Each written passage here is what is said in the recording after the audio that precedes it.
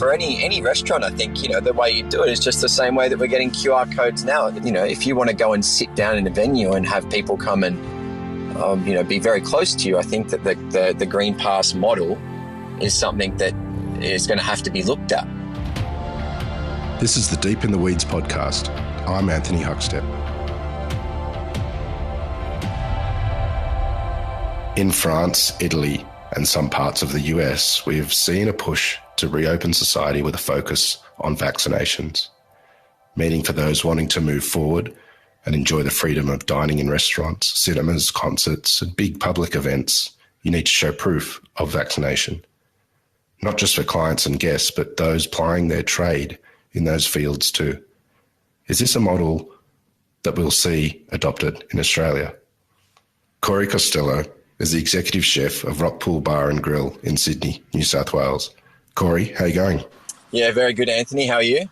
Good. We've seen all sorts of different models put in place overseas. Do you think we'll see a model adopted in Australia based on vaccinations for restaurants? Look, it's hard to say, really. I'm thinking that usually, we've got a test model over in Europe. I think it's now up to 16 or 17 countries over there have adopted this Green Pass system. And I think 4 states in the US of A have also. So, usually we follow suit with most of the things that come from there. So, I'm thinking that it's not far down the track that it might be a system that Australia adopts because, we can't keep going in and out of lockdowns, which it sounds like you're about to down there in Canberra. So, I have a friend who works as a chef over in France, and I spoke to him about it, and he said that they didn't include it into the French government didn't have the mandating of hospitality to do it. They had it for lots of other industries, but not for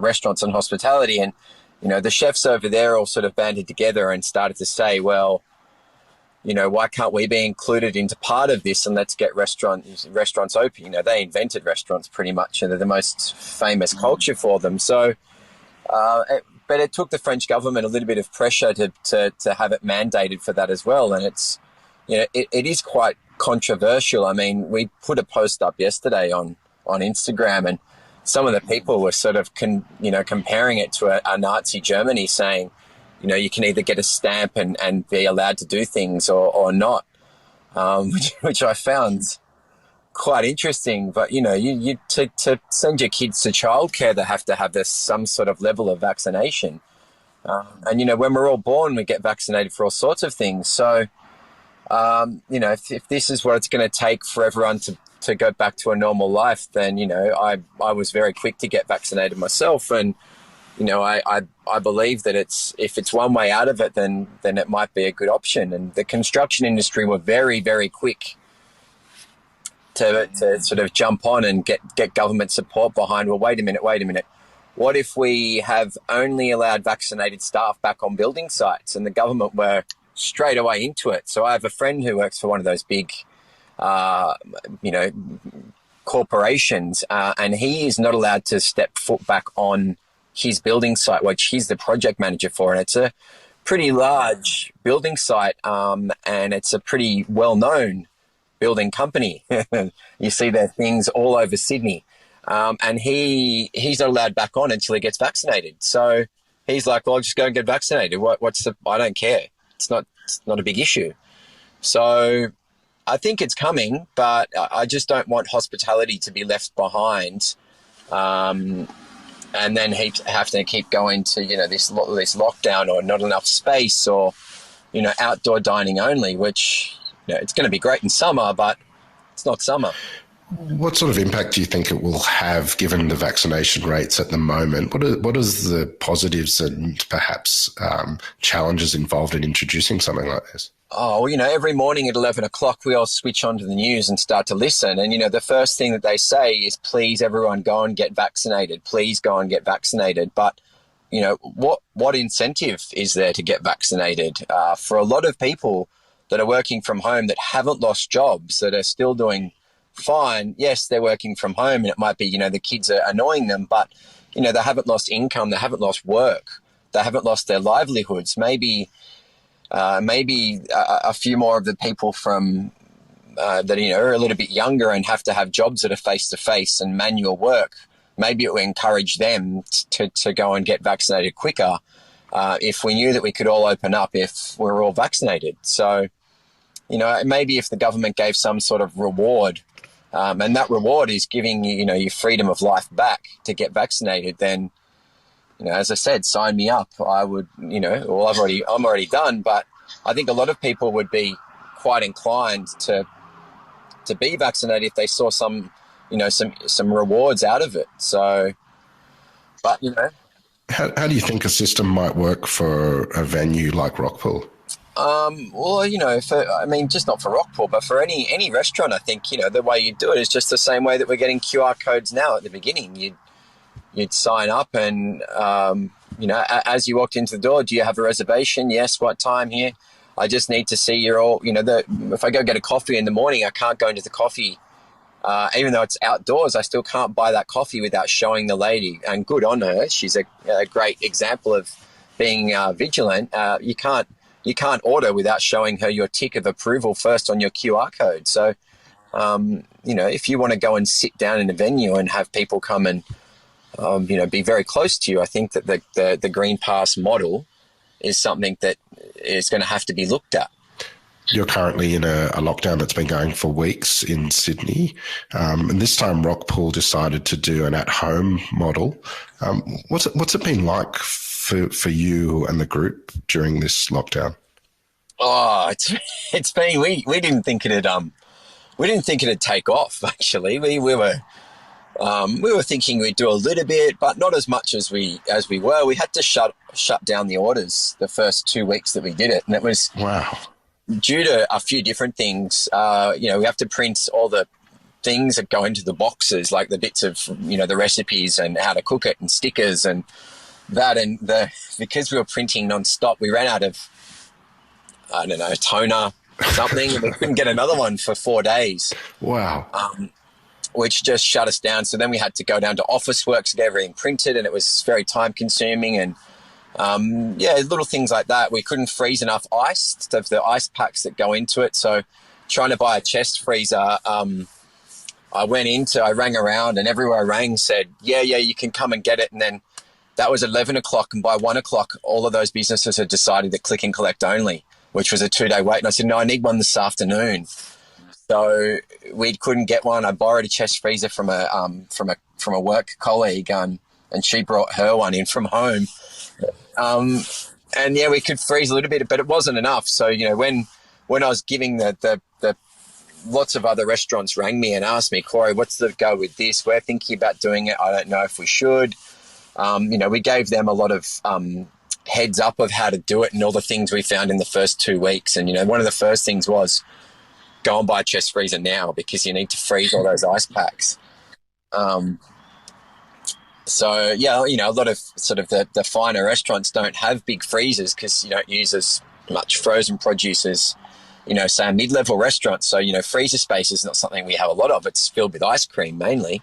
So, there was just lots of learning. But the guys from Providore have been, so fantastic, and, the amount that they take off you compared to the likes of, Uber Eats and Menulog and as such, they just, you're pretty much working for nothing.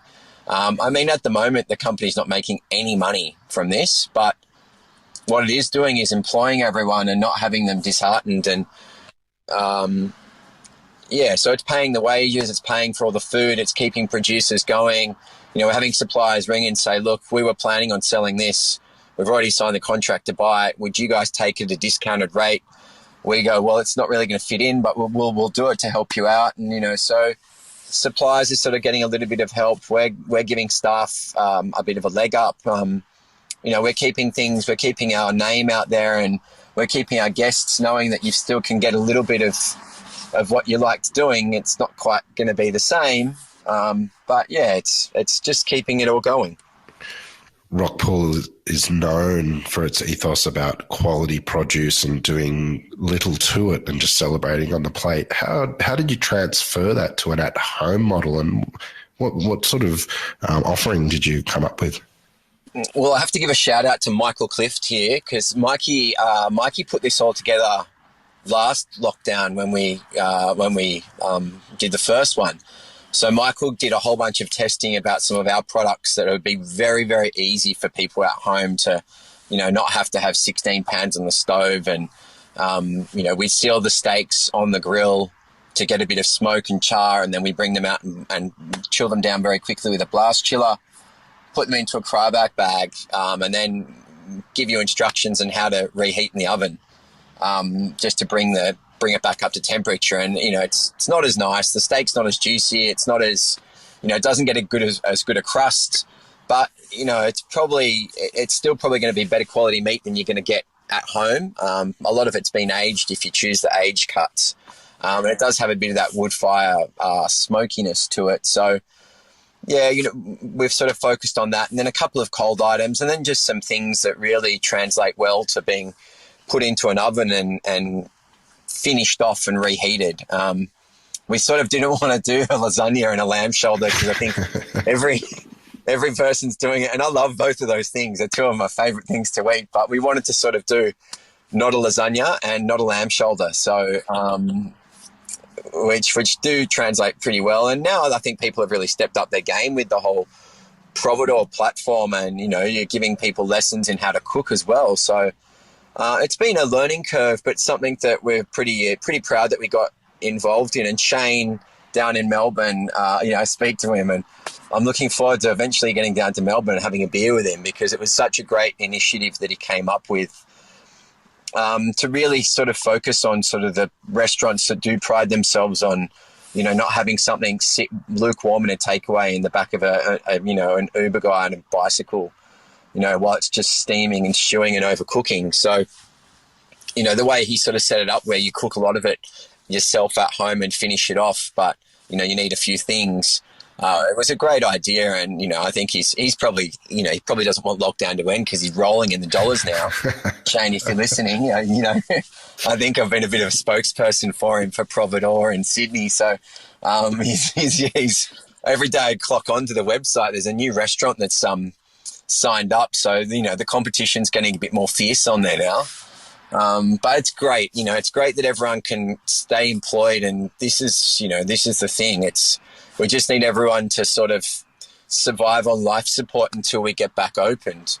And Providore is providing that bit of a service, for some people. And, other people have got other platforms that they're using. And, we looked at a few different ones, and, a lot of them have got their good points and bad points. And so, it's just great that you hear things like, when you have a guest contact you and say, look, I was having a really shit Friday, and then, my partner surprised me with this and did this meal for me at home, and we had a party in our lounge room, and it was awesome. I love the next day I come into work and I'm upbeat about it, and it's great to hear that.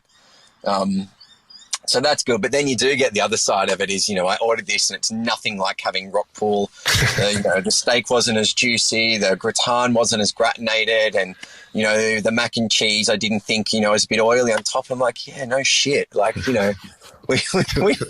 it's when we're doing it for you, we made it 10 minutes before you ate it. It's sat in the back of a van the day before. It's gone to a warehouse. It's not going to be the same. So, yeah, unfortunately, no, it's not. And that's why you come into the restaurant and you have that experience, and it's, we've finished it and you're eating it 2 minutes after it's been put on the pass, cooked by people that know their trade.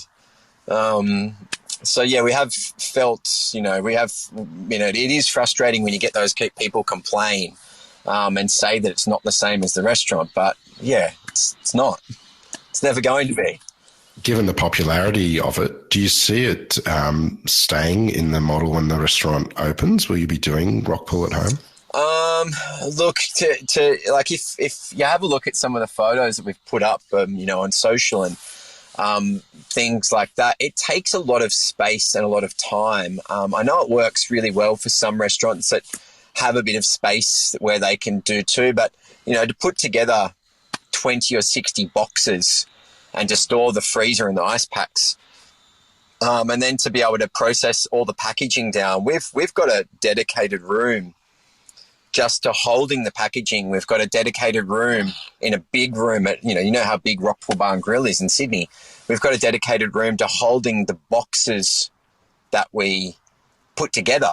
So you imagine, 250 boxes put together take up a lot of space. They take up half of one of our dining rooms in the back section of the restaurant. So, we're talking about sort of a 30-metre squared area of just boxes. So it does work for some restaurants, but I just don't know where we'd store everything for it. We'll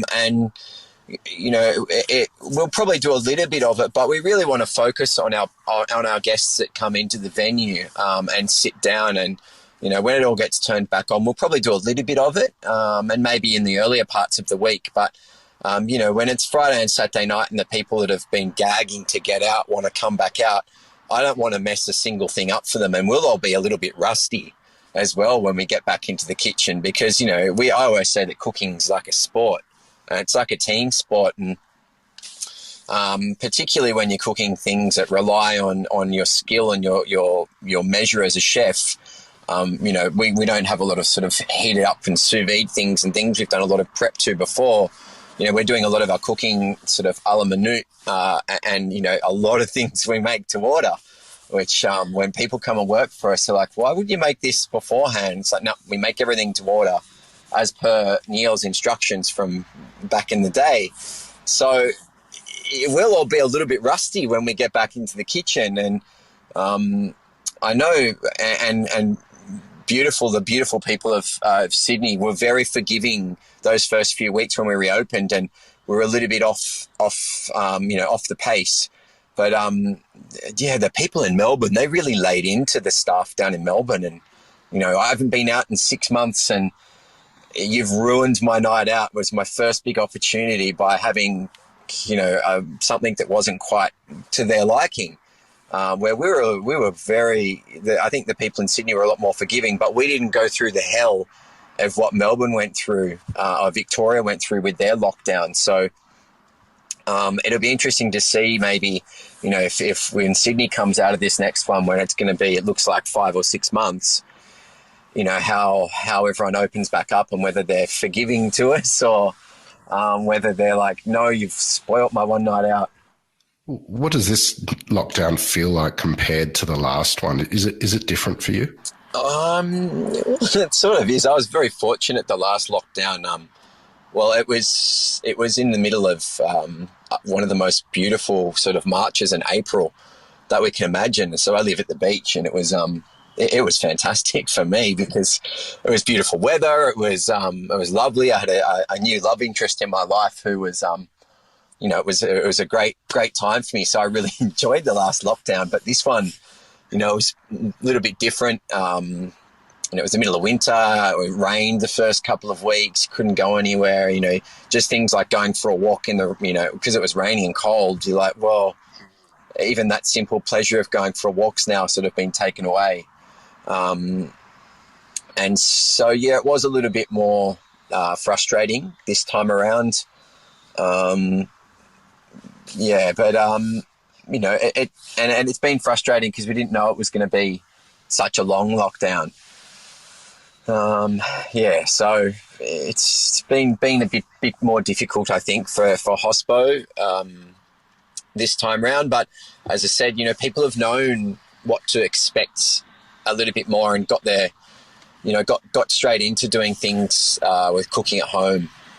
You've been working with your team to do the Rockpool at home offering during this time, but things are very much different. What are you missing about the restaurant not being open at the moment? Oh, there's so many things. I miss eating ice cream straight out of the ice cream machine. I miss eating the steaks as they come off the grill. Most of mine are pretty selfish. They're all about me and me eating. And I miss being able to go down to my other favorite restaurants and eat at them. Yeah, Malay Chinese, which is just down the road from us, is still doing takeaway, so that's been a lifesaver.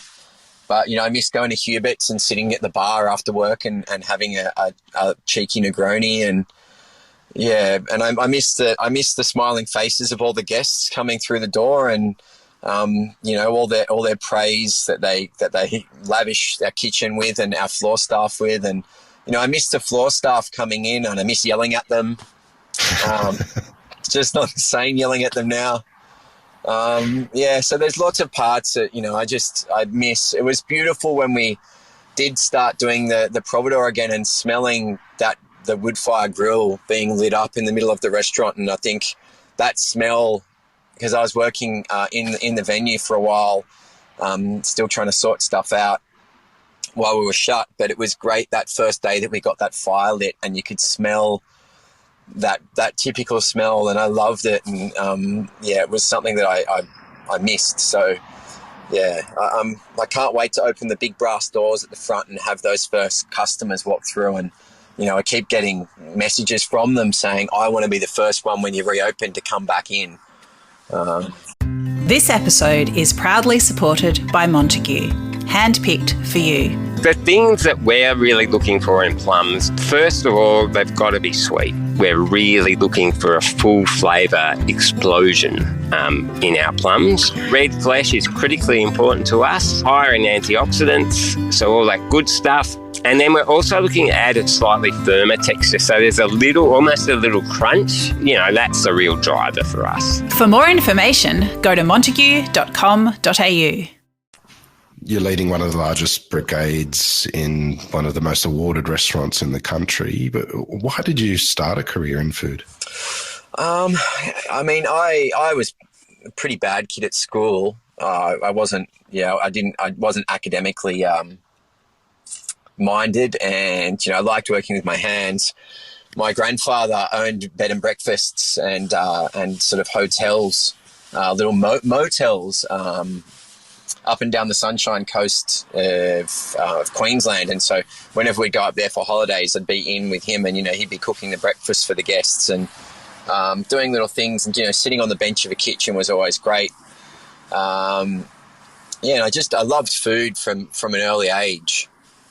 I went to school in Chatswood and, walking to school, we'd walk past Tim's barbecue kitchen and they'd be hanging, ducks and barbecue pork. And, we'd all chuck in money and, do you have 20 cents? Do you have 30 cents? And, we'd go up to Tim's barbecue kitchen, which was one of the first places I remember eating sort of all that barbecued meat items. And, say we've got $4.60. How much barbecue pork can you give us? And so we'd get $4.60 worth of barbecue pork. And he was next door to the scallop shop. And the guy sold potato scallops. And they're potato scallops. They're not potato cakes like those people down in Victoria call them. They're crazy. And we'd sit there after school, or we'd eat that. And Chatswood had such a vibrant sort of Asian food culture that I grew up just after school eating all these things are a little bit different. And my grandfather taking me to Chinatown also when I was younger. Just opened up a world of, I remember eating steamed eggplant for the first time, with garlic and it was just stuff that, wasn't a usual thing to have. And I just loved food from an early age, and Mum used to make, beautiful curries at home, and just enjoyed eating things that were a little bit different. So being a scumbag kid at school and knowing I wasn't ever going to go to university or have the mental aptitude to go, I decided that being a chef was going to be best for me, where I could. Now it's funny, I became a chef so that I didn't have to do things like reports and homework and schoolwork and look at spreadsheets, and now that's a lot of what I do.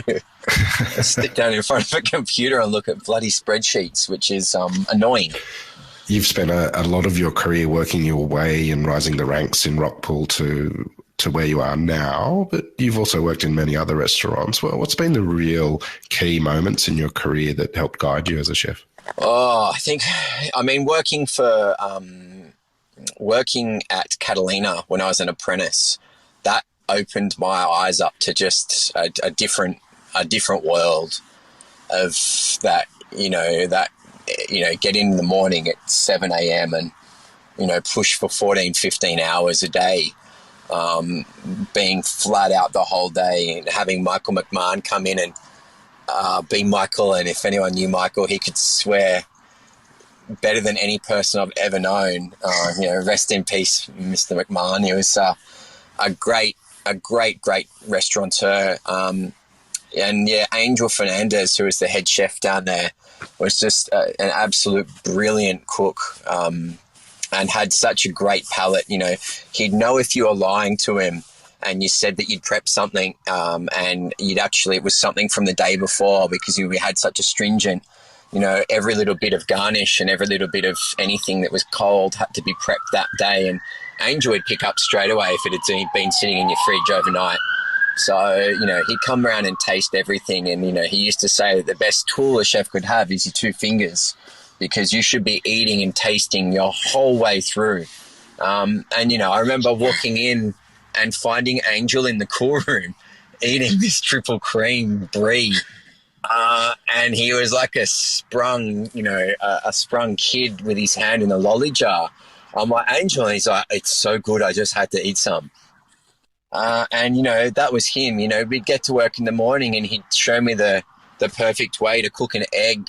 And, you'd have a big, thick piece of sourdough out of the oven with a little bit of a sort of fried egg on top of it that was perfectly done with aioli. And he'd eat that. And when you ate something like that with sourdough that was made an hour before, an organic, egg that had just been perfectly fried, straight put on the bread with a perfect aioli made with all the best ingredients, something so simple. I remember eating it just going, why if you ordered this from a restaurant or a cafe, it would never be this good, because it wasn't made with that love of, I'm going to eat this right now. And I think when you eat things when they're at their absolute best, I mean, how much bastardization did focaccia get, throughout the 90s? And, people would go in and go, what, this focaccia is horrible, and 2-day-old focaccia is one of the worst things you can eat. Or a croissant that's a day old, it is disgusting. But when you eat things when they're at their absolute best moment, there's not many things better than the simple things in life when they're at their peak. So, there's a place called Staple Bakery in Seaforth in Sydney, and they have croissants, and they're one of the best croissants I've eaten. They're all sold out usually by 11 o'clock in the morning. My partner went down to pick me up on Father's Day, and she said the line had about 150 people in it. Wow. To be that first ones down there on Father's Day. And it was, things like that, eating a croissant when it's at its best, or eating a fried egg when it's at its best, or, sourdough when it's a few hours out of the oven. All those little bits and pieces of eating things when they're at their absolute peak, they go into, that's what makes food so special for me. Yeah, so I mean, those things, the different chefs are famous for doing different things with different ingredients. And, Neil's ethos that he taught us was always not to do too much to the produce, let it sing for itself. We've never really taken things and tried to turn them into something that they weren't. It was too far away from the actual product that it was. And we stand by that, and I stand by that at home as well. If I'm cooking at home, I try and cook those sort of things. At the top of the show, we talked about vaccinations and whether that is a model of such would come into restaurants. Given that we're still in a lockdown now, how are you feeling about things? When do you think that you might be able to open the big brass doors again at Rockpool? No, I'm thinking maybe around Christmas. That's my personal sort of, and that's what I'm thinking is around Christmas. I think there's been a bit of a date of somewhere at the end of October that we all hit 70% vaccinations, and they'll open up places like, bars and gyms and restaurants and hairdressers. So, I feel for them as well. And as I'm liking seeing all the people's home haircuts. I've gone bald, so it doesn't bother me. I can shave my head every day, but we've got about 4 or 5 people now in the restaurant that have all come in wearing these new haircuts. So they've shaved their heads themselves, and I'm like, yeah, good on you. Just saying, I saw one person walk in the other day packing. I'm like, you cut your own hair, didn't you? I said, no, my wife did it. I'm like, yeah, you can tell. So I feel for all the hairdressers and people that, do beauticians and, anyone that's got a face-to-face job now that can't do their job. I feel for them as well because, it's bloody hard. Corey, you've always been wonderfully optimistic. What sort of advice would you have for those in the industry at the moment doing it a bit tough to sort of to look forward and keep hope? I mean, the first thing everyone needs to do is to put pressure on if, you need to get some rental help. If it's a business, and I'm sure everyone is, but just really push, I think, and if there are landlords out there that aren't coming to the party, it's pretty easy for you to push and say, well, if I leave this lease, where are you going to find someone else to lease, a commercial restaurant business at the moment? So, I know that you can do things pretty quickly, but just to hang in there, try and survive, keep your head above water until it all comes back on. Because, so I spoke to some friends the other day in New York, and, the guys over there, they've got small restaurants that are just absolutely churning through the covers every single day. It's, he said to me, every day it's like Saturday because people are just so keen to get out after being locked down, and they're just so thankful to have restaurants as part of their life again. So, and we sort of noticed that the last time when we came out of lockdown, that people were just so willing to come in and enjoy that freedom of coming into a restaurant, not cooking for themselves, and not eating the Chinese takeaway. So, I mean, there is hope. It's just about surviving until that point. And the government's been great, hats off to them with trying to get things out quickly. And I know, it's mustn't be easy for them, and I never want to, I making decisions that affect so many different people is difficult. And I know cooking for 4 people at home, I'm going to have 3 happy people and 1 person unhappy with that dinner. And, you try and times that by a few million, they make decisions and not everyone's going to be happy by those decisions. But, that's what a democracy is. And you've got to put faith in your government. And yes, they sometimes get it wrong, but who am I to say that I could have made a better decision? Because, I make decisions in kitchens and that's my speciality and that's what I'm good at. But, I get those decisions wrong and I get them wrong a lot. And, politicians are going to get their things wrong as well. And it's not an easy, no one's got an easy fix. A 1 in 100-year thing. So, I sympathise for them and I look forward to them all coming back into the restaurant and cooking for them. Well, Corey, we look forward to coming back into the restaurant and enjoying your hospitality and the whole Rockpool team. We've loved having you on Deep in the Weeds today to hear your story. Please keep in touch and we'll catch up again soon. Yeah, thanks, mate. Yeah, cheers. It's been, and enjoy your lockdown in Canberra now. Thank you, Corey. Yeah. See you, buddy. This is the Deep in the Weeds podcast. I'm Anthony Huckstep. Stay tuned as we take a deep dive into the lives of the incredible people who ply their trade in the food and hospitality sector. Special thanks to executive producer Rob Locke for making this all happen. Follow us on Instagram at Deep in the Weeds Podcast or email us at podcast@deepintheweeds.com.au. Stay safe and be well.